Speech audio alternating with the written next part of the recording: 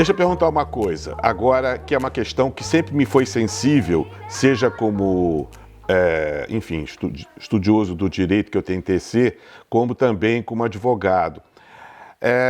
Você pode me dizer se em termos de, na parte relativa à execução, seja ela por título judicial, seja ela por título extrajudicial, se efetivamente houve uma aceleração desse procedimento executório e se a efetividade da execução melhorou, porque essa era uma das deficiências do Código de 73, repetindo de 39, né? Quer dizer, a execução era muito bonita na teoria, mas quando chegava na vida prática das coisas, ela muitas vezes se via meio vencida pelas dificuldades opostas pelo devedor. E eu queria saber o que você viu em termos de agilidade e de efetividade. Essa é uma questão quase que está na gênese, né, do processo civil. Acho que você foi no ponto, Márcio. Eu estava recentemente acabando um artigo sobre o Código de Processo Civil de 1924, né, que era o Código do Estado do Rio de Janeiro.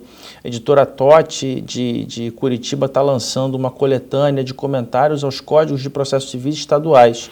Então, isso me forçou a mergulhar aí na história, né?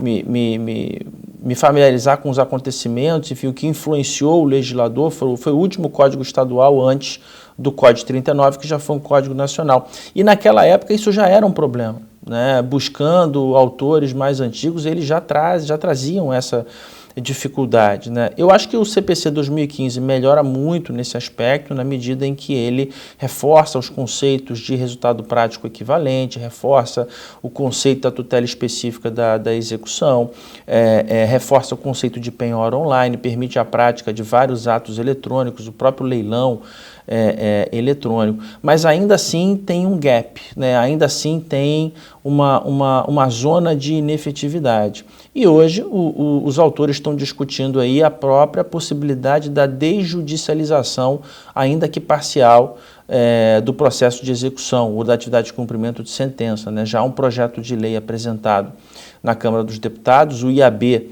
os Advogados Brasileiros, preparou um parecer sobre isso. É uma inspiração forte na legislação portuguesa, que tem a figura do agente de execução e que busca retirar do âmbito do Poder Judiciário determinadas medidas, né, que poderiam ser efetivadas de maneira mais informal, sobretudo nos tempos atuais, onde praticamente tudo tem que ser feito de forma eletrônica. Eu vou dar um pequeno exemplo para você, assim, de ordem prática. O depositário judicial do Poder Judiciário do Estado do Rio de Janeiro não tem depósito. Sim.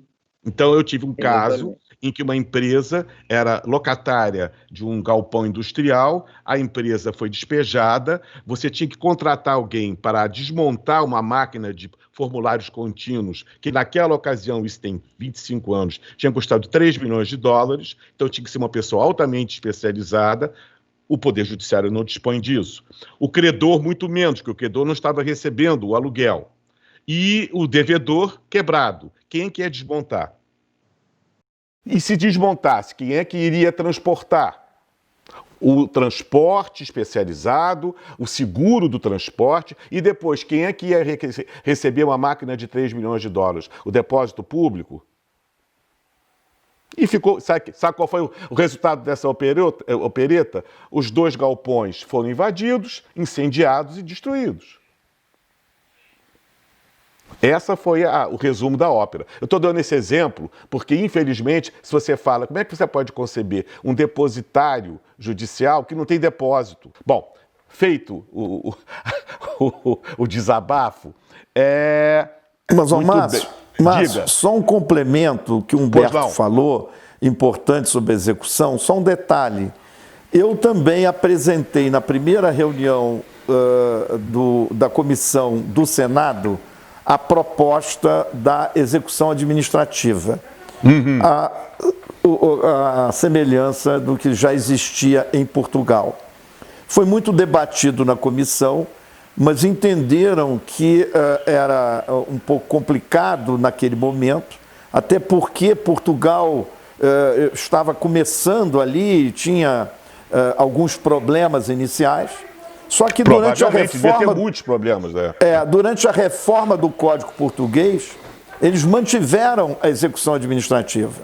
Então já foi uma proposta que nós lançamos quando do projeto do novo Código de Processo Civil, mas que naquele momento não vingou. Mas como Humberto disse, nós criamos mecanismos hoje, inclusive mecanismos para desencorajar o mal pagador.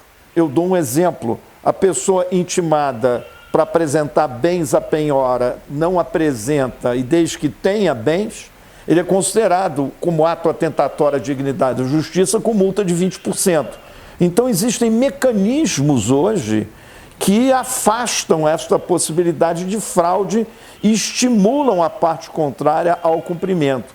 Além do leilão, hoje o leilão primeiro, o leilão privado, não é mais o leilão público. Sim. Então, como Humberto disse, tem uma série de coisas, mas continua sendo, evidentemente, um problema, mas naquilo que foi possível nós tentamos melhorar. Mas a coisa vai muito da cultura também, né? Esse que é o problema. Eu concordo.